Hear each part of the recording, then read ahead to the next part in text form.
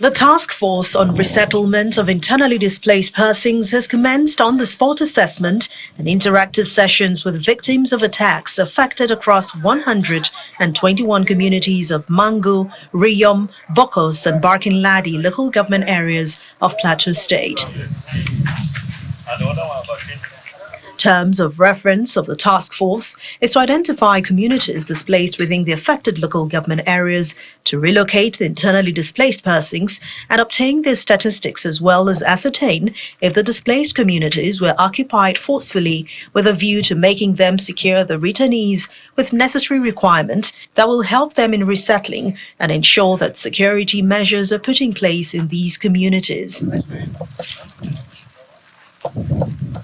Members of the task force embarked on the assessment tour in the affected communities. They had interactive sessions where some displaced persons have started returning, though with some anxiety, and they're asking the government to speedily commence the resettlement agenda. We are very impressed with the government as far as we have seen them on ground that they want to return those that are displaced. After this incident, most of their crops were destroyed. And as a result of that, they don't have any economic power. Task Force Chairman led the team to Mangu for the assessment and preparations for the resettlement, where over 67 communities were affected. If you have occupied a place illegally, we will make sure the law takes its course so that the people who are entitled to a fair hearing get the justice.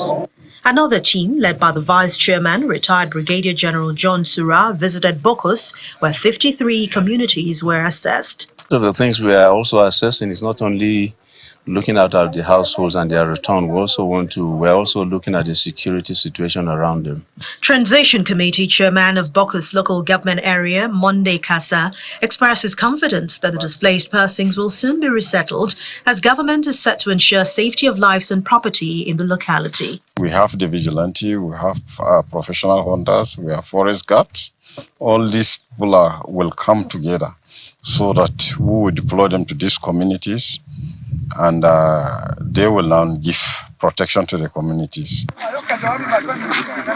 As the process for resettlement of internally displaced persons across the affected communities continue, government should endeavour to put in place necessary measures that will facilitate the resettlement, especially in areas of security and intervention in rebuilding destroyed homes and provision of farm implement to boost agriculture, which is the main occupation in the areas.